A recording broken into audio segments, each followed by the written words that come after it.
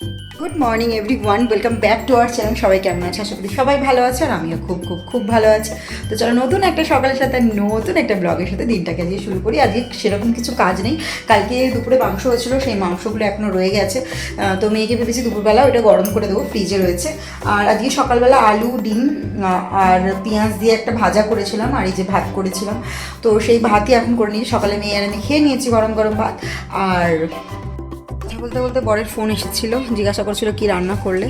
ও কারণ খেতে আসছে না, ভাবছি কি ও খেতে আসছে না বলে আমরা রান্নাবান্না করছি না, তো সেই জন্যই।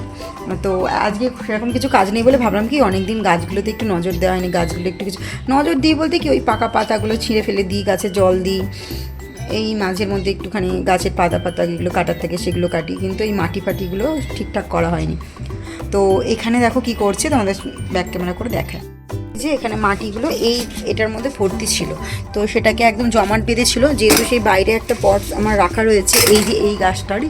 তো আরেকটা যে গাছ রয়েছে সেটা বাইরে রাখা রয়েছে, তো সেই জন্য অন্য পটে লাগিয়েছি, এত বড়োটা তো রাখিনি, কেমন দেখতে লাগবে বলে। তো এই মাটিগুলোকে এখন এর মধ্যে করে করছি সবাই, যে যেগুলো পট, এই পটটা খালি ছিল তো, আর এই পটটার মধ্যে ছোট্ট এলিয়েন গাছটা ছিল ওর মধ্যে, তো ওটা হচ্ছিল না। তো ওপরে একটু একজন ডাকছিল, ওনার পাসপোর্টের জন্য অ্যাপ্লাই করেছিল, তো ওটার জন্যই আমি একটু সাইন করতে গেছিলাম। আর ভিডিওটা মাঝখানে অফ করতে ছিল, কারণ মেয়ে চাচাচ্ছিল মাম্মাকে একটা ডাকছে। আমার মুখের অবস্থা না খুব খারাপ। এই যে এখন কলকাতা যাওয়ার টাইমে আমার এরকম বেরিয়ে যায়, আর ঠিক কোনো কিছু টাইম আসবে, ঠিক সেই সময় আমার কোনো কিছু স্পেশাল কিছু থাকবে, তখনই এই জিনিসগুলো বেরোয়, নর্মাল টাইমে বেরোয় না। তো মুখে ভর্তি বেড়ে গেছে, আর এদিকে মাটিগুলো দেখাই।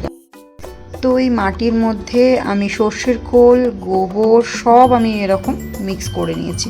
তো এখানে সব টবের মধ্যে আমি দিয়ে দিয়েছি, আর এই টবগুলো ভরে নেবো, বাকি এই ছোটো ছোটো পটসগুলো ভরে নেবো, কারণ আমি এই সমস্ত পটগুলোতেও ভরে নেবো, কারণ আমি কিছু গাছ খুব তাড়াতাড়ি নিয়ে আসবো, তো ওগুলোতে লাগাবো। তো এগুলো সব এখানে হ্যাং করবো। এখানে দেখো এক্সট্রা একটা নেট লাগিয়েছি আমি, কারণ ওই যে নীলকণ্ঠ ফুলের চারা গাছটা, ওগুলো যাতে এর মধ্যে উঠে থাকে আর ফুলগুলো পাড়তে সুবিধা হয়। তো আর এখানে পুঁই শাকটাও উঠছে, লাউ গাছ উঠবে, তো এইগুলো সব এখানে এটার মাচা মতো করে দিয়েছি, যতটা যা ওঠে তো এর মধ্যে ওঠাবো বলে। আর একটু এটাতে না বেশ সুন্দর জায়গা করা রয়েছে, এটাতে বেশ সুবিধা হ্যাং করা। আগেরটাতে না আমার হ্যাং করা যেত না, তো এই ওপরটাতে পুরো হ্যাং করবো আমি সুন্দর করে।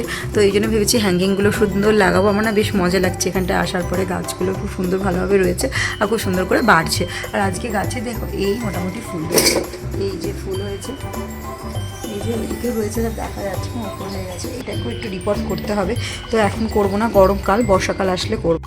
রিপোর্ট করলে গাছ মরে যাচ্ছে, তো ওটা ছাওয়াতে রাখতে হবে। আর এখানে প্রচুর রোদ্দুর পড়ে, ছাওয়াতে রাখার জায়গা নেই। ওই ব্যালকনিতেও রোদ্দুর পড়ে, এই ব্যালকনিতে, দুটোতেই রোদ্দুর পড়ছে গরমকাল বলে। তো এখন আর রিপোর্ট করবো না, বর্ষাটা আসলে বর্ষার সময়টা করে করবো। আর আমার জোয়ান গাছের গাছটা কত বড় হয়েছে তোমার দেখা, এইটুকু লাগানো হয়েছিল জোয়ান গাছগুলো, এই দেখো কত বড় হয়ে গেছে। তো আজকের ভিডিওটা এখানেই শেষ করলাম। সকলে ভালো থেকো এবং সুস্থ থেকো, সকলকে ভালো রাখার চেষ্টা করো। ভিডিওগুলো যদি ভালো লেগে থাকে একটা লাইক আর একটা কমেন্ট করে জানিও। চ্যানেলটা যদি ভালো লেগে থাকে চ্যানেলটাকে অবশ্যই একটা সাবস্ক্রাইব করেছো, আর পাশে দেখা যে বেল আইকন থেকে সেটাকে টান করে বাজিয়ে দিয়েছো। দেখা হচ্ছে খুব শীঘ্রই নতুন একটা ভিডিওর সঙ্গে, ততক্ষণ অপেক্ষা করো। তো চলো আজকের মতো টাটা, সকলে ভালো থেকো, সুস্থ থেকো, টাটা।